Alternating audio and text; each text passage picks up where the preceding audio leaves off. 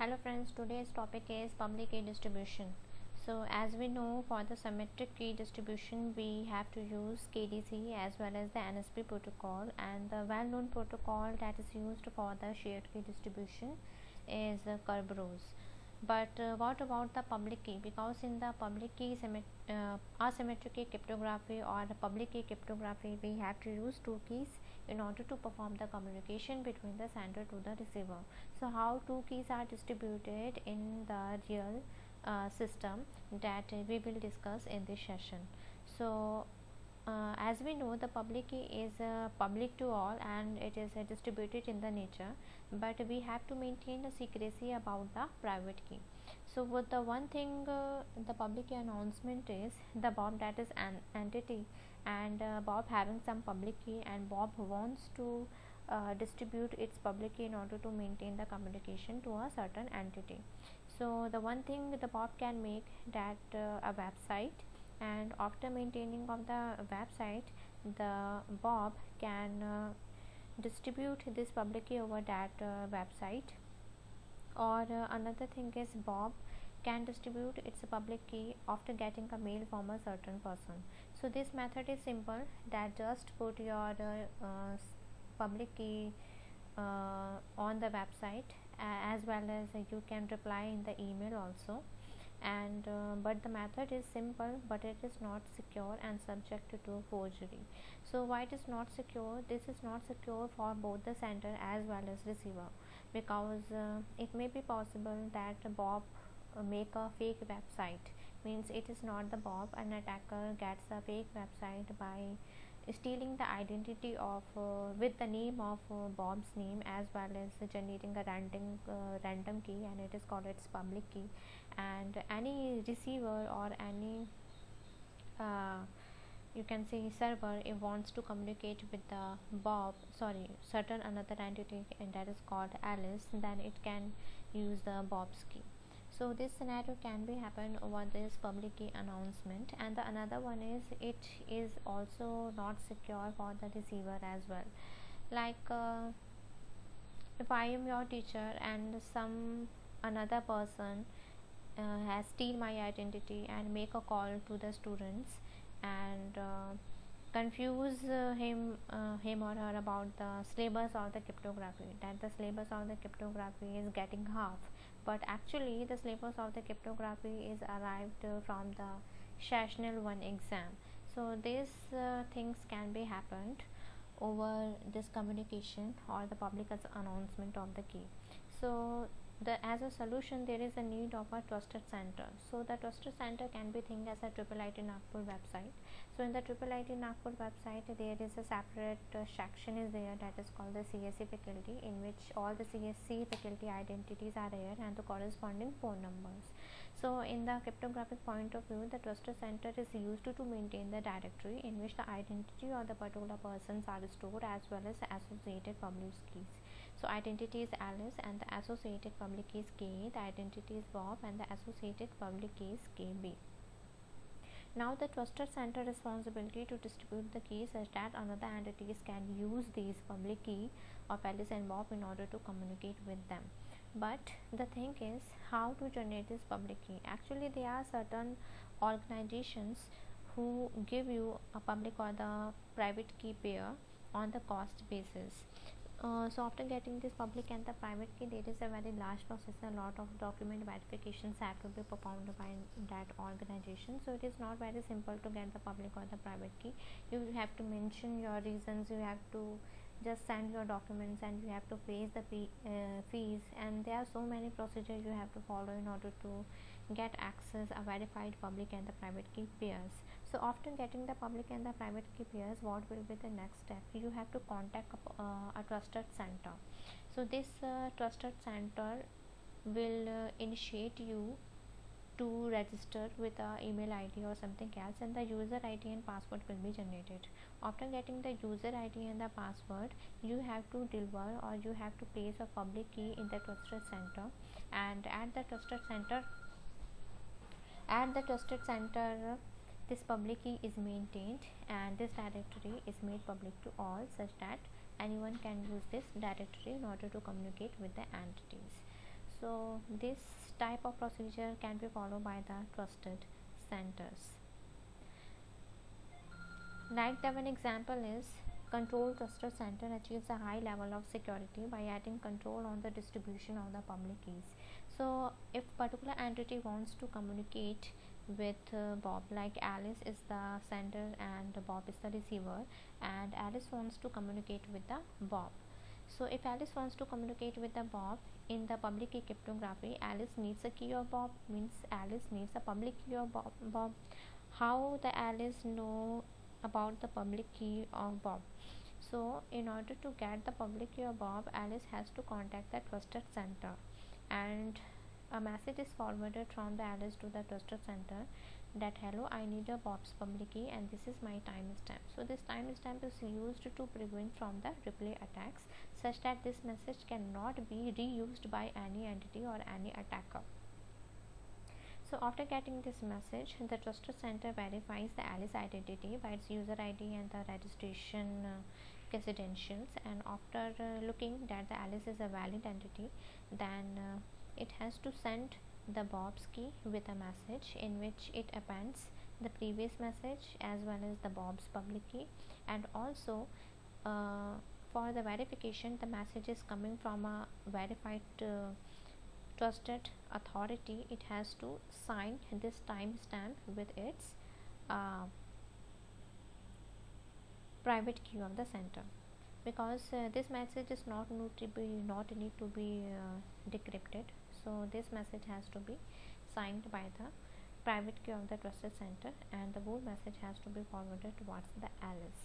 Now Alice will get its the previous message as well as the Bob's public key and the signature of the trusted center. So now the Alice will get to know the message is coming from the verified trusted center, and that is the Bob's public key. Now the Alice can establish the communication with the Bob. Now what is the drawback over this procedure? One of the drawback of this procedure is overhead over this trusted center, because if anyone wants to communicate with a certain entity, it has to communicate with the trusted center first, such that the trusted center will get overburdened and the server will get exhausted in order to satisfy each user request. So in order to mitigate this drawback, the certification authority procedure comes into account, in which a certificate is allotted to the particular entities, and these certificates are distributed such that any entity can download the certificate and can fetch the public key of that particular entity. So security certificates are used to reduce the load on the trusted centers. A server Bob can request, suppose a Bob having a public key and Bob wants a certificate from the trusted center. So what the Bob will do, the Bob can request a certificate from a certification authority CA, which could be a cross-certified company or state or further organization. Bob request contains his identification and his public key. Means for the initiation of request for issuing a certificate from the trusted center or any organization, Bob has to make a request with the request message containing its identification, means the identification that is received from the trusted center when the registration was created, and the another one is received public key. So two things has to be communicated or sent it towards the certifying authority organization in order to issue the certificate. So after getting this message, CA checks certifying authority, means CA checks the identification of the Bob. If the Bob is a valid identity and its identification is verified successfully, then CA generates a certificate and writes the Bob public key of the Bob over the certificate, and after initiating the certificate, it has to sign the certificate by its own private key. So why it is signed by its own private key, that I will tell you later. So first thing is the CA generates the certificate, write the public key of the Bob over there and sign the certificate by its own private key. Now the message is encrypted. Now the Bob can now upload the signed certificate and store it on his site, or Bob may send the certificate to users upon request. Now it is Bob's turn or Bob's wish that it can upload the acquired certificate from the certification authority in its own website, or maybe in order to distribute the certificate, it has to separate it has to send the certificate separate in a mail. So it depends upon the Bob. So if any user, suppose Alice wants to communicate with the Bob, now the Alice has to make a request over the Bob's certificate by using the mail, or it can download the certificate from the Bob's website. So from the Bob's website as well as from the email communication, Alice gets the Bob's certificate that is issued from the certification authority. So after getting the certificate, now the Alice cannot see the Bob's public key. Okay, first it has to decrypt the certificate value by using the certifying authority public key. That's why it is signed by the certifying authority private key. So after applying or after decrypted with the certifying authority's public key, Alice gets Bob's public key in order to communicate with Bob. Now this using of the public and the private key of the certifying authority ensures that the certificate is issuing from a valid authority organizations. So that is the another reason that CA authority has to sign its public key, and the Alice has to decrypt the certificate with the CA's authority public key. Now this is one of the diagram. In this diagram, Bob having a public key, and it has to send the public key as well as identification information to the certifying authority in the first step. So after getting this message, the certifying authority has to validate the Bob's identity as well as the public key from the trusted center directory. So after verification of the Bob, if the Bob is the valid entity, then certifying authority issues a Bob's certificate with the signature of its own private key. And after getting the certificate from the certifying authority, Bob has to distribute the certificate, or it can distribute it by the use of the separate mail also. Now there is a certain format of the certificate. This certain format is known as a standard, that is called as X.509. So in this certificate there are certain things you have to mention. The first one is called the version number. So the version is updated according to its feature updation as well as the requirement of the customer. So the current version is going on is 3. The serial number, this field is the serial number assigned to the certificate and is unique for certification issue. The serial number is used to uniquely identify a particular certificate. Then the signature algorithm ID, you have to mention, the certifying authority have to mention that which algorithm is used in order to make the digital signature. Like 2 or 3 algorithms are used. The first one we have to use the RSA, or we can use the Algorithmic algorithm also. So these particular algorithms have a valid ID. So certifying authority has to mention the particular signature algorithm ID in the certificate also. The issuer name means at which organization this certificate is generated. Validity period, because it is a cost based certification generation, so there should be a validation period. This validation period tells you that we have to use this public key generation certificate at which duration of time. Then the subject name defines that you are creating the certificate for which purpose. Suppose the purpose is to distribute the public key, so you have to, the certifying authority have to mention this is the public key of this particular entity. Then the subject public key, you have to mention also the public key of the particular entity. And now the last one is called the signature. The signature is nothing but the private key of the certifying authority, and along with the signature, the certifying authority has to mention the algorithm ID also. So this is one of the diagram. So in this diagram you can see there is a any signature algorithm can be used. Like first you have to generate the hash, that is called the message digest. So after generating this digest, the another procedure, you have to generate the signature. The signature is generated by using its own private key, and when the digest is signed, it has to be, this signature has to be printed over the certificate. Now along with the certificate, it has to be mentioned the hash algorithm ID, like SHA 5.2, SHA 1, SHA 2, which version of the SHA you have to use in order to create the message digest. cipher ID, which algorithm is used to create the digital certificate, digital signature. And the third one is called the parameters. The parameters can be any another required things like the validation period. Now there are two things. The first one is called the certificate renewal and the second one is called certificate revocation. So certificate renewal is nothing but because every certificate has some validity period. So after the validity period expires, or just when few days are left before the validity period, this certificate has to be renewed each year or each some months or after some days. And another one is called certificate revocation. This one is necessary in order to maintain the customer feedback, like if anyone forged the certificate and use the same certificate for its own use, and this phenomena is known by the certifying authority, then the entity's certificate will be revoked and a new certificate will be generated.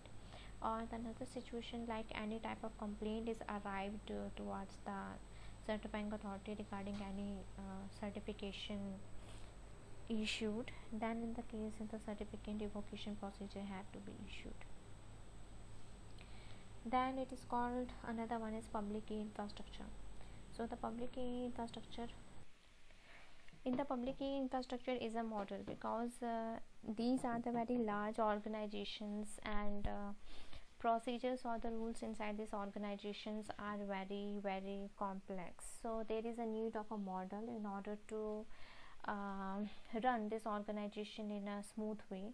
So there is a need of some model. So one model is called the public key infrastructure. So this infrastructure is used to creating, distributing and revoking the certificates based on the X.509 certification procedure. So it is another standard under the Internet Engineering Task Force, and it is created by the this standard. And what are the some duties regarding this model? The first duty is issue, renew and revocation of the certificates. The second one is, by the communicating with the trusted center, it has to maintain the private and the public key also, as well as if someone wants to update the private key or change the private key, the same thing has to be do by the public key infrastructure model. And third one is provide services to other internet security protocols that need public information such as IPsec and TLS. So in the email, like your Gmail, if you open a particular mail, and after opening of the particular mail, you can see the security mechanism is used as a TLS. So this type of TLS procedures or the rules has to be provided by the public key infrastructure. And the last one is provide access controls, provide different levels of access to the information stored in its database. So this last point is due to prevent from the non-repudiation process. The non-repudiation is nothing but is just like a particular attacker has accessed identity of a particular person or the public key, and it has to and it starts sending a message to another entities by using the public key as well as by using the same identity or same name. So if anyone wants to provide some more information inside the database which is maintained by the trusted center, it has to communicate with the PKI infrastructure in order to do that, such that the particular attacker can be catched as well as identified, or some more information of that verified person can be arrived, such that the authenticity and the genuinity of that particular person or the fake person can be known.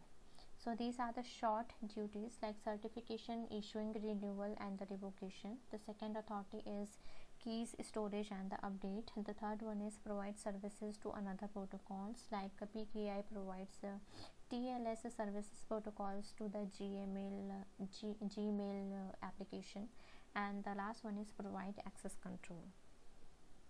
Now what is the PKI trust model?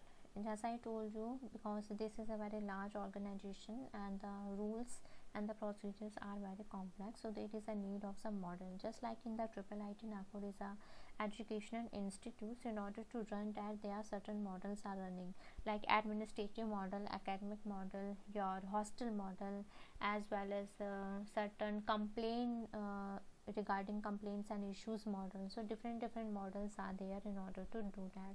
So just like in the case of a cryptography, there is also certain models are used. So the first model is called the PKI trust model. In the PKI trust model, a particular person who want to communicate with another person has to verify its public key as well as its identity, as well as the certificates also that is acquired by the certification authority.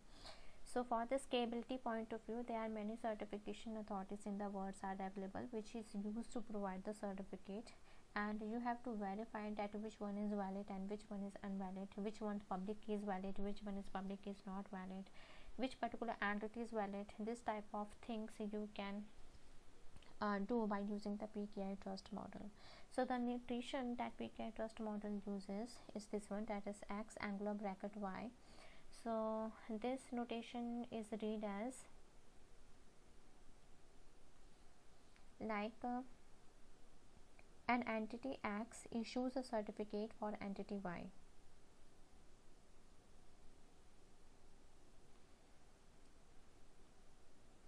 An entity X issues a certificate for entity Y.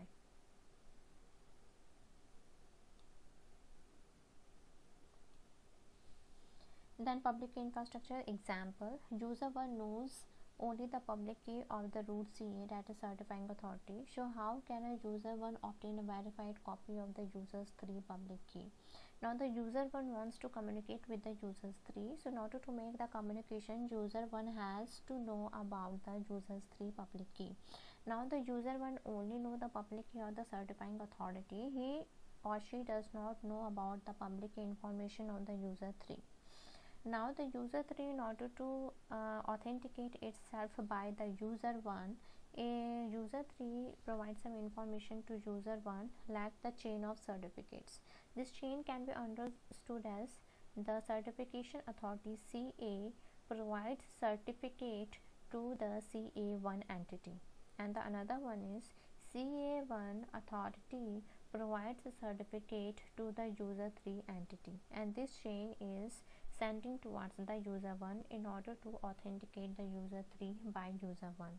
Now the user 1, what we do, the user 1 having the public key of CA. Now the user 1 gets know that CA is the authorized entity and the public key is valid because user 1 makes a registration with the CA only. So user 1 has public key of CA. So by using this public key, it has to verify that a certificate provided by the CA to CA1 is valid or not. If it is valid, then what is the public key of CA1? So after validation, user 1 gets to know that CA is valid as well as CA1 is valid, and the public key of CA1 is this one. Just for example, a particular number is generated, that is called the public key of CA1. So after finishing this chain, it has to jump to the another chain, that is called authority CA1 issues a certificate for entity user 3, because from the previous chain, user 1 gets to know the public key about the CA1. Now CA1 is the authorized entity, so from communicating from the CA1, user 1 gets to know the user 3 identity as well as its public key. So from the CA1, user 1 will get to know the user 3 public key as well as its authenticity. Now the user 1 is successfully get to know the user 3 public key value. Now this public key value is used to maintain the communication with user 1 and user 3. Now in this diagram, you can see, in order to reduce the burden, the certifying authority make the branches CA1, CA2 and CA3, and this CA1, CA2 and CA3 grant accesses or services or provide certificates to all of the users. Just like in the SBI branch, अगर पूरे ही India में एक ही SBI का branch होगा तो वो सारे customers को सेटिस्फाई नहीं कर सकते. It is not possible to satisfy all of the customer all over the India. So what the SBI bank server will do, the SBI will maintain branches according to the city, according to the states, such that all the users can get access, can get certain services from the certified bank, that is called SBI. So like the same way the CA will do, the CA will make a branches CA1, CA2 and CA3 to in order to provide the certificates or services to the users. Now what is the validation path? What is the CA hierarchy and what is the certificate validation path? In this part you can see A and C will know the public key of X because entity X, the certifying authority X issues a certificate for C and A entity. So C and A will already know the public key of X. Now in this way the B is already knowing the public key of Z. Now the scenario is A and B wants to communicate. A wants to communicate with B and A does not know the public key of B. A wants the public key of B in order to communicate. So what the change you have to follow? Suppose if you in the hierarchy, if you're going upwards, then you have to read this term like X authority is issuing the certificate of W, W authority issuing the certificate of entity V, V authority issuing the certificate of entity Y, Y authority issues an certificate for entity Z, and Z authority issuing a certificate for entity B, like this way. Now from B to A, if we're going from B to A, this message can be read as Z authority issuing the certificate for entity Y, Y authority issuing a certificate of entity V, V authority issuing a certificate of entity W, and W authority issuing a certificate for entity X. Now you can see in this chain there is a bidirectional process. In the bidirectional process we can see X issues a certificate, X authority issues a certificate for entity Z, and Z authority issues a certificate for entity X. Now in this case we can mitigate the mediator chains and we can just direct communicate with X and Z, like X issues a certificate for entity Z and Z issues certificate for entity X. This one is shows by this green color as well as Z color. Now if X issues a certificate for entity Z and Z issues a certificate for entity B, so in this case you can see A knows the public key of X, X knows the public key of Z, and Z knows the public key of B. So from this chain A will get to know the public key of B, like X is communicating with Z and Z is communicating with B. So now A will get to know the public key of B, and from Z is issuing the certificate for X and X is issued the certificate for A. Now B will get to know the public key of A in this case. Like in the previous example, this one CA to CA1, CA1 to user 3. So like the same way, this one is CA, this is CA1 and this is user 3. So the same chain has to be follow over this. Now there are certain another examples like how can you see your certificates over your internet. So this is one of the procedure you have to follow, like you have to go to the Internet Explorer, you have to go tools, then the internet options, then the contents, then certificate and the trusted rules, then pull down menu will get a lot of certificates of the rules. So from there you can see some public key certificates from there. Now the mesh model. The mesh model is necessary, and the previous example just like follow the mesh model also, because every entity is communicating or having issued a valid certificate with each other. So that's why to mitigate more reduction over the overburden to the certifying authority, there is a mesh model is generated. In the mesh model, every entity has to communicate with another entity. Like this is a root 1, this is one certification authority, this is certification authority 2, certification authority 3, and certification authority 3, and this is certification authority 4. So there are 4 certification authority, and all of the certification authority issues a certificate to each other.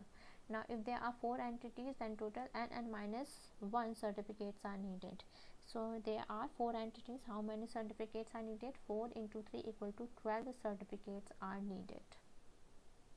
Now the example, suppose Alice gets a certificate from root 1, okay, and Alice wants to communicate to Bob, and Bob gets a certificate from root 4. Now Alice wants to communicate with Bob. For this, Alice needs a public key of Bob. Now how the procedure can be followed in order to get the Bob's public key?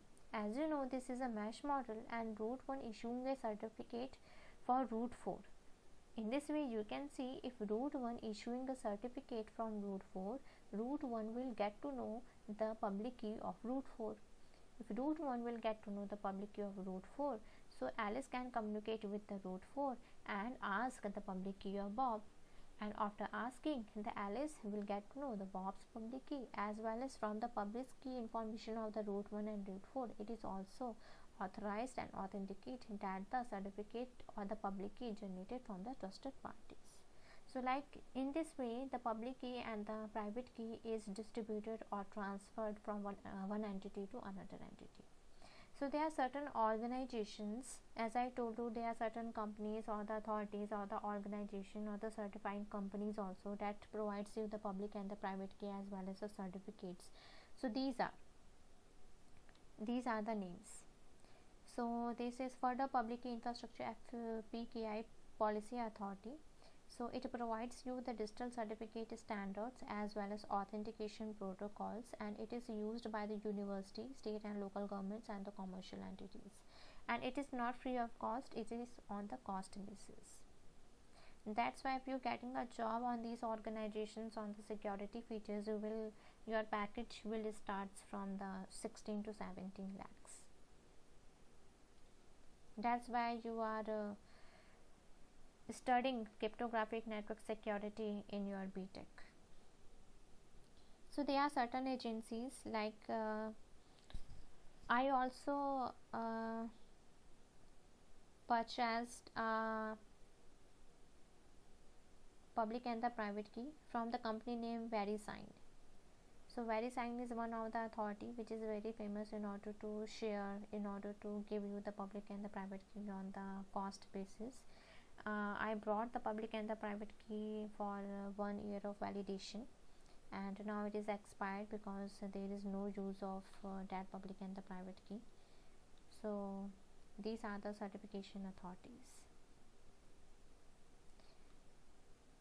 and the examples which uses this PKIs are NASA, State of and the University of Wisconsin. So this is a very famous company, that is VeriSign. It is used to provide the certificates, VPN mail and the secure operating system, web browser software. So these are the trusted third parties which provide you the non-repudiation feature of your network security as well as provide you some authentication procedure. Thank you.